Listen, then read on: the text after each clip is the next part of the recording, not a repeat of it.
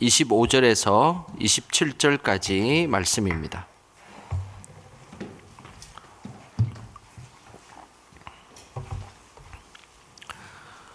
요한복음 19장 25절에서 27절까지 말씀입니다.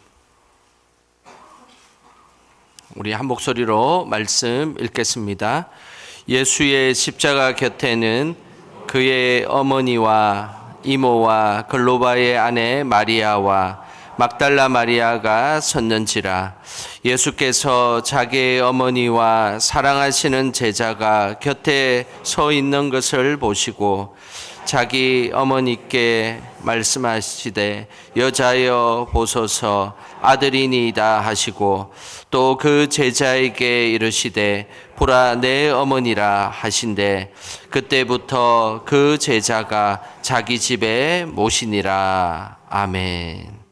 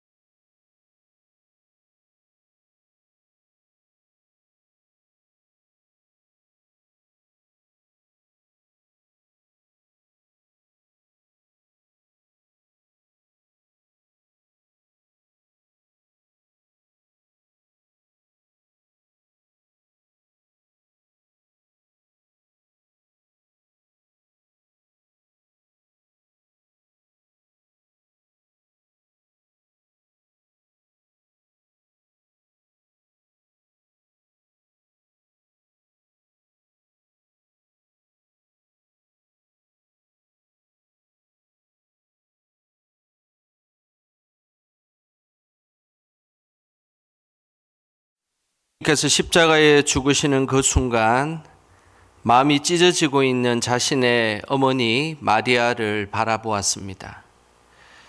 고통 가운데서도 어머니의 마음을 읽어내신 것은 바로 예수님의 모습입니다.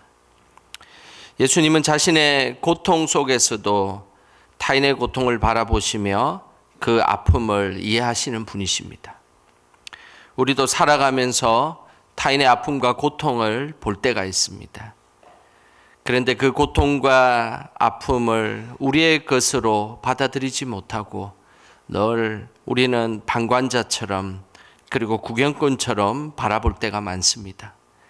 하지만 예수님은 자신이 고통 가운데 있음에도 불구하고 타인의 고통을 바라보시고 그 아픔을 이해하셨습니다. 우리도 예수님처럼 타인의 고통에 무감각한 것이 아니라 타인의 고통을 이해하고 공감하며 그리고 그 고통에 동참할 수 있기를 주님의 이름으로 소망합니다. 예수님께서 십자가를 지실 때에 그 옆에 4명의 여인들이 있었습니다. 25절에 그 여인들의 이름이 나옵니다. 우리 25절 같이 함께 읽어보겠습니다. 예수의 십자가 곁에는 그 어머니와 이모와 글로바의 아내 마리아와 막달라 마리아가 섰는지라. 예수님의 십자가 곁에는 4명의 여인들이 있었습니다. 오늘 여기서 이 곁에라는 이 단어는 헬라어로 파라라는 단어를 쓰는데 이 파라라는 이 단어는 멀리 떨어져서 구경한다라는 그런 의미가 아니라 십자가 위에서 흐르는 피가 그 옆에 튀어서 자기 얼굴에 묻을 만큼의 거리에 있었다라는 그런 의미입니다. 예수님께서 힘없이 나지막한 목소리로 말을 해도 들릴 수 있는 거리, 그 거리가 바로 십자가 곁에라는 거리입니다. 가족과 같은 친밀한 경우에만 들을 수 있는 거리, 그것이 바로 오늘 성경에서 이야기하는 곁에라는 글입니다. 예수님의 참된 제자는 소리치고 큰 소리로 이야기하지 않아도 나지막한 목소리로 이야기해도 들리는 위치에 있어야 합니다. 참된 제자는 작은 소리로 속삭이는 이야기를 해도 들리는 그 거리에 있어야 합니다. 우리는 어떤 거리에서 믿음 생활을 하고 있습니까? 혹시 예수님께서 말씀하셔도 들릴 수 없는 그런 먼 거리에서 신앙생활을 하고 있지는 않습니까? 거리를 두고 그리고 어떤 일들을 할 때에 제3자처럼 거리를 두고 우리가 신앙생활을 하고 있지는 않습니까? 오늘 예수님에게 다가왔던 여인들은 예수님 곁에 아주 친밀하게 가까운 곳에 자리 잡고 있었다는 사실입니다. 구경꾼과 군중은 큰 소리로 외쳐도 그렇게 잘 들리지 않은 거리에 있었습니다. 하지만 예수님 곁에 가까이 있었던 그 사람들은 작은 소리도 들릴 수 있는 그곳에 그녀들은 함께하고 있었습니다. 믿음의 진리도 마찬가지입니다. 소리치고 선동하듯이 이야기하지 않아도 우리는 그 소리를 들을 수 있어야 하는 것, 그것이 바로 진리의 소리입니다.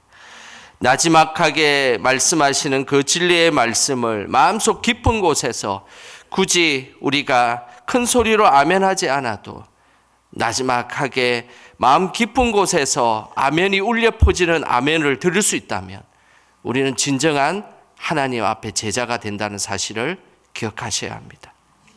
우리도 늘 주님 곁에 있기를, 그곳에서 주님의 소리를 듣기를 주님의 이름으로 소망합니다. 작은 목소리에도 들을 수 있는 그 친밀함의 자리, 그 주님의 십자가 곁에 4명의 여인이 서 있었습니다. 먼저 예수님의 어머니 마리아가 서 있었습니다. 지금 마리아의 마음을 잘 표현한 말씀이 누가복음 2장에 나옵니다. 예루살렘에서 예수님 당시에 예언자로 활동했던 시몬은 예수님이 탄생할 때에 마리아가 예수님에게 어떤 마음을 품게 될지를 분명하게 말씀하셨습니다. 누가복음 2장 35절 말씀입니다. 우리 같이 함께 읽어보겠습니다. 또 칼이 내 마음을 찌르듯 하리니 이는 여러 사람의 마음의 생각을 드러내려 함이니라 하더라. 마리아가 예수님을 바라볼 때에 칼이 내 마음을 찌르듯 할 것이다라고 말씀하였습니다. 실제 자신의 아들 예수님이 십자가에 못 박혀 있을 때에 그 어머니의 마음을 너무나 잘 표현한 말씀입니다. 칼이 내 마음을 찌르듯 할 것이다 라는 것입니다. 부모들은 자식을 보며 늘 그런 마음이 듭니다. 자식이 잘 되는 일을 보아도 그냥 한켠에 마음이 찌르는 듯한 마음이 있고, 자식이 아파하면 더더욱 그 한켠에 마음의 아픔을 품고 있습니다. 오늘 마리아도 예수님의 그 십자가에 못 박혀 돌아가시는 그 모습을 보고 칼이 마음을 찌르는 듯한 고통을 느끼며 십자가 곁에 서 있었다는 사실입니다. 부모들은 어느 누구도 보지 못하는 자식의 모습을 볼 수 있습니다. 자식들의 눈빛 하나, 그리고 자식들의 몸짓 하나, 말투 하나를 보면 부모들은 남들이 모르는 것을 다 보고 있습니다. 왜냐하면 어린 시절부터 키우고 그들을 위해 기도했기 때문입니다. 어머니 마리아는 예수님의 고통이 그대로 자신의 가슴에 찾아와서 칼이 내 마음을 찌르듯한 고통으로 찾아오게 되었던 것입니다. 우리는 십자가를 바라볼 때 어떤 마음으로 바라보십니까? 누군가를 위해서 눈물을 흘리고, 때로는 가족을 위해, 자녀를 위해, 그리고 또 어떨 때는 영화를 보고 TV를 보고 그 속에서 눈물을 흘리던 우리가 어느 순간에 십자가를 바라보는데 아무런 느낌이 없다면 우리는 우리의 믿음을 다시 생각해 보아야 합니다. 십자가를 바라볼 때에 내 마음에 칼이 나를 찌르는 듯한 그 고통으로 바라볼 수만 있다면 우리는 그 예수님의 고난을 작게나마 동참할 수 있게 되는 것입니다. 우리도 십자가를 바라볼 때에 이런 마음이 있기를 주님의 이름으로 축복합니다. 예수님 곁에 있었던 또 다른 여인은 이모라고 성경은 기록하고 있습니다. 이 이모는 마가복음 15장에 등장하는 세베대의 아들을 가진 살로메입니다. 다시 이야기하면 야고보와 요한의 어머니입니다. 마태복음 20장에 보면 이 여인은 자신의 아들 야고보와 요한을 예수님이 하나님의 왕이 되시고 그리고 하나님 나라가 임하게 되면 예수님 우리 자녀들을 좌편에 앉게 해주시고 또 우편에도 앉게 해달라고 부탁했던 여인이 바로 이 여인입니다. 예수님에게 세속적인 출세를 부탁했던 여인입니다. 사실 우리도 야고보와 요한의 어머니를 어떻게 손가락질할 수 있겠습니까? 자녀의 출세를 위해 어떤 부모인들 부탁하지 않겠습니까? 다 그런 부탁을 할 수밖에 없는 것, 그것이 우리 부모된 우리의 모습이지 않습니까? 나중에 야고보와 요한은 초대교회의 지도자가 다 되었습니다. 그 말은 무엇을 의미하겠습니까? 그때는 세속적으로 우리 자녀가 잘 되기를 바랐던 그 마음을 갖고 있었지만, 그러나 시간이 지나고 십자가를 경험하고 그리고 성령의 은혜를 경험한 이후에 그녀는 분명히 달라졌을 것입니다. 그리고 그 자녀들도 내가 한때 예수님의 오른편에 앉고 왼편에 앉는 모습으로 살아가기를 원했지만 예수님의 십자가를 경험하고 성령을 경험한 후에 그들은 달라지게 되었습니다. 그 여인의 자녀들인 야고보는 최초의 초대교회 순교자가 되었습니다. 그리고 그 여인의 아들 요한은 오랫동안 초대교회를 지킨 믿음의 지도자가 되었습니다. 비록 세상 욕심에 가득 찬 여인이었지만 예수님의 곁에 있었기에 세상 욕심은 사라지고 아들들이 초대교회 최고의 지도자로 하나님 앞에 살아가게 되었던 것입니다. 이것이 예수님 곁에 있는 자의 축복입니다. 우리가 먼저 예수님 곁에 있으면서 그 축복이 자녀들에게까지 흘러가기를 주님의 이름으로 소망합니다. 예수님 곁에 있었던 세 번째 여인은 글로바의 아내 마리아입니다. 성경에는 이 글로바라는 이 사람이 도대체 누구인지 정확하게 나오지 않습니다. 하지만 글로바의 아내 마리아는 누가복음 8장에 보면 예수님 사역 초기에 예수님과 그 일행을 섬겼던 여인으로 나옵니다. 그때 누가복음 8장 3절에 보면 이런 표현이 있습니다. 자기들의 소유로 그들을 섬기더라. 자기들의 가지고 있었던 작은 그 소유로 예수님과 제자들을 섬겼던 여인이었습니다. 이것을 보아 글로바의 아내 마리아는 어려운 형편임에도 불구하고 예수님을 잘 섬겼던 여인이었습니다. 예수님을 따랐던 여인 중에 부유한 여인은 없었습니다. 자신에게 주어진 재물을 가지고 최선을 다해서 섬겼던 여인들만이 예수님 곁에 있었던 것입니다. 참된 제자는 물질에 많고 적음을 떠나서 늘 최선을 다해 하나님을 섬기는 사람입니다. 하나님을 잘 섬기는 사람은 물질이 많아서 섬기는 것이 아닙니다. 그것이 물질에 많고 적음의 문제가 아니라 내가 담고 있는 은혜의 그릇이 큰지 작은지에 달려있다는 사실을 우리는 기억하셔야 됩니다. 물질이 많아서 섬긴다고 이야기하지 마십시오.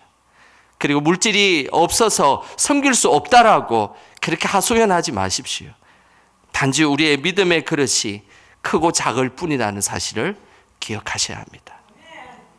오늘 이 글로바의 아내 마리아는 하나님 앞에 받은 그릇이 너무 컸기에 적은 물질이라도 늘 하나님 앞에 섬기며 나아갔던 여인이었습니다. 우리도 십자가의 곁에서 하나님의 은혜의 그릇을 더 많이 키워서 사랑하고 섬기는데 우리의 모습이 있기를 주님의 이름으로 소망합니다. 마지막으로 예수님 곁에 있었던 여인은 막달라 마리아입니다. 예수님 곁에 있었던 이 다른 여인들은 예수님과의 사실은 친인척 관계들이었습니다. 하지만 막달라 마리아는 좀 달랐습니다. 예수님과 주변인들과 하나도 피가 섞이지 않은 그냥 여인이었습니다. 그녀는 갈릴리 호수 서편 막달라 출신으로 지난날 7 귀신이 들렸다가 예수님으로부터 치유함을 받았던 여인입니다. 그녀는 예수님으로부터 치유함을 받고 나서 예수님을 끝까지 섬기는 여인이 되었습니다. 막달라 마리아는 예수님의 십자가 죽음뿐만 아니라 예수님의 부활까지 모든 예수님의 발자취를 함께 했던 여인입니다. 10명의 문득병자가 고침을 받았지만 예수님에게 감사를 표현했던 사람은 한 사람밖에 없었던 것처럼 막달라 마리아도 수많은 사람들이 예수님에게 치유함을 받고 병이 낫고 그리고 기적을 맛보아도 예수님을 진정으로 십자가에 함께 했고 그리고 그 부활에도 함께 했던 사람은 극소수의 이 막달라 여인과 같은 사람밖에 없었다는 사실을 우리는 기억하셔야 합니다. 예수님께서 회복시켜 주시고 치유했던 그 은혜를 잊지 않았던 여인, 그 예수님에게 받았던 사랑을 잊지 않았던 여인, 예수님께서 지난날 나를 회복시켜 주셨던 것을 잊지 않았던 여인, 그 여인이 우리가 되어야 합니다. 우리도 지난날 우리에게 베풀어 주셨던 하나님의 은혜를 잊지 않으며 살아가기를 주님의 이름으로 축복합니다. 우리는 돌아보면 하나님께서 건강 허락해 주셨을 때가 있었습니다. 우리도 돌아보면 하나님께서 우리 자녀들을 돌봐주셨을 그때가 있었습니다. 또 돌아보면 우리가 죄악에 빠질 뻔했지만 우리를 구원해 주셨을 때도 있었습니다. 무엇보다 한없이 죄 많은 우리를 천국으로 인도해 주셨던 그 하나님의 은혜를 우리는 늘 가슴에 품고 살아가고 있지 않습니까? 그 은혜를 잊어버려서는 안 됩니다. 그 은혜를 잊어버려서 안 된다는 것은 단지 마음과 생각으로 갖는 것이 아니라 예수님이 곁에 있어야 합니다. 십자가의 곁에 있고 예수님이 슬퍼하는 곳에 곁에 있고 그리고 부활하는 곳에 곁에 있고 어느 누구도 도망갔던 그 무덤의 자리에도 곁에 있는 것, 그것은 바로 은혜를 잊지 않고 살아가는 자의 모습입니다. 우리도 늘 은혜를 잊지 않고 십자가 곁에 끝까지 예수님 곁에 있기를 주님의 이름으로 축복합니다. 마지막으로 예수님 곁에 있었던 사람은 요한입니다. 오늘 요한은 26절에 그 모습이 나옵니다. 우리 26절 같이 함께 읽어보겠습니다. 예수께서 자기의 어머니와 사랑하시는 제자가 곁에 서 있는 것을 보시고 자기 어머니께 말씀하시되 여자여 보소서 아들이니이다 하시고 26절에 등장하는 예수께서 사랑하시는 제자, 그 제자가 바로 요한입니다. 특이하게도 다른 복음서에서는 요한이라고 이름이 명명되어 있지만 요한복음에는 특이하게도 요한의 이름이 나오지 않습니다. 왜냐하면 요한복음을 누가 썼습니까? 요한이 썼기 때문입니다. 친히 자기가 썼던 이 요한복음에는 요한 자신의 이름을 기록하지 않았습니다. 그냥 예수님이 사랑하시는 제자라고 기록했습니다. 왜 그렇게 했을까요? 왜 자신의 이름을 차마 드러내지 못하고 요한은 그냥 예수님이 사랑하는 제자라고 이름을 기록했을까요? 그것은 자신의 이름을 밝히지 않는 이유는 예수님의 사랑이 있었기에 자신도 이곳에 있다는 사실을 그런 늘 고백하는 사람이었기 때문입니다. 요한은 사실 요한을 소개하는 그 표현은 우레의 아들, 천둥의 아들, 번개의 아들이라고 성경에는 기록되어 있습니다. 성격이 거칠고 기질도 불같은 그런 사람이었습니다. 그래서 늘 요한은 예수님을 만났을 그때에 정말로 온유한 모습이 아니라 거칠고 자리를 탐욕하고 그리고 제자들보다 먼저 앞서서 예수님의 것을 다 빼앗아가고 싶어 했던, 그래서 오른쪽에 자리가 있으면 내가 오른쪽을 차지하고 왼쪽에 예수님의 자리가 있으면 왼쪽을 차지하고 싶었던 사람, 그 사람이 바로 요한이었습니다. 이런 요한이 예수님에게 다듬어져서 초대교회 끝까지 남아 사랑의 지도자가 되었다는 사실입니다. 그것은 요한이 예수님 곁에 있었기 때문입니다. 예수님과 멀찌감치 있는 사람들은 세월이 지나도 마음이 단련되지 않습니다. 세월이 지나도 옛날과 별반 다를 것이 없는 말을 하고 행동하고 그렇게 살아갑니다. 그러나 예수님 곁에 있는 사람은 비록 과거에 부족한 모습이 있을지라도 예수님 안에 사랑으로 회복된 모습으로 나아간다는 것입니다. 예수님과 너무 멀리 있지 않기를 바랍니다. 예수님 곁에 있기를 바랍니다. 그것이 바로 십자가 가까이 살아가는 우리의 삶이 되는 것입니다. 요한은 자신의 이름을 감히 쓸 수 없었습니다. 그래서 늘 요한은 자신을 예수님이 사랑하는 제자라고 하면서 예수님의 이름을 앞세우며 살아갔던 사람이었습니다. 우리도 나의 이름을 앞세워 살아가는 존재가 아니라 예수님 이름 앞세우며 살아가시기를 주님의 이름으로 축복합니다. 예수님은 늘 예수님의 이름을 먼저 앞세웠던 요한에게 하나님의 한 가족으로서 중요한 것을 예수님께서 부탁하셨습니다. 오늘 그 장면이 27절에 나옵니다. 우리 같이 함께 읽어보겠습니다. 또 그 제자에게 이르시되 보라 내 어머니라 하신대 그때로부터 그 제자가 자기 집에 모시니라. 예수님은 십자가의 죽음을 앞두고 요한에게 가장 중요한 것을 부탁했습니다. 그것은 바로 자신의 어머니 마리아를 부탁했던 것입니다. 예수님은 요한에게 어머니를 부탁할 때 이런 표현을 썼습니다. 보라 나의 어머니다 라고 말씀하지 않았습니다. 보라 너의 어머니다 라고 말씀했습니다. 그 마리아는 예수님 나의 어머니지 않습니까? 왜 요한에게 너의 어머니라고 이야기를 했겠습니까? 그것은 이제 믿음 안에서 한 가족이 된 우리는 나와 너의 이 경계가 사라진다는 사실을 예수님을 말씀하셨기 때문입니다. 나의 어머니도 되고 그리고 그 나의 어머니는 너의 어머니도 된다라는 예수님의 귀한 말씀이 그곳에 담겨 있다는 것입니다. 마리아는 예수님의 어머니시고 그리고 이제 요한의 어머니도 되었던 것입니다. 이 순간은 믿음 안에서 한 가족이 되는 순간입니다. 신앙의 경계를 넘어 그리고 이제는 자신의 경계와 육신의 경계를 넘어 믿음 안에서 한 가족이 되어 서로를 섬기고 돌보는 자가 되었음을 말씀하고 있는 것입니다.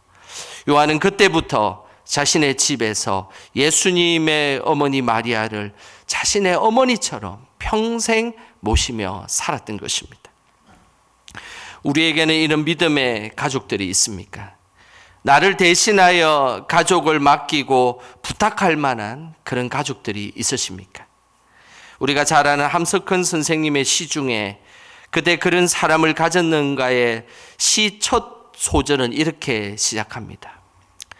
말리길 나서는 길 처자를 내맡기며 마음 놓고 갈 만한 사람 그 사람을 그대는 가졌는가?